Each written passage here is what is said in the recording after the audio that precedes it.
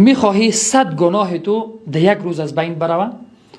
تا شام در محافظت الله متعال باشی از شیطان و 100 اجر الله متعال برات بته و ثواب آزاد کردن 10 غلام برات بته. پس ذکر را هر روز 100 بار تکرار بکن.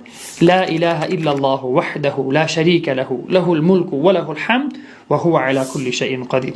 پیغمبر صلی الله علیه و سلم فرمود کسی که ذکر را روزانه 100 بار بگوید الله متعال ثواب آزاد کردن 10 غلام برش میده، 100 حسنه برش نوشته میکنه، 100 گناهش پاک میشه و در برابر شیطان تا شام حفاظت میشه و در او روز از او کردن هیچ کسی برتر نیست مگر کسی که ذکر را زیادتر از 100 بار بگوید.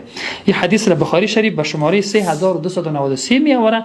معنای ذکر چی است؟ لا اله الا الله، نیست هیچ معبود بر حق بجز الله، وحده الله تنها است، واحد است، لا شریک له شریک نداره، همانند نداره، له الملک برش پادشاهی هست و له الحمد برش ستایش هست و هو علی کل شیء قدیر و الله متعال به هر شی قدرتمند هست. این ذکر را حتما روزانه 100 بار تکرار بکنید.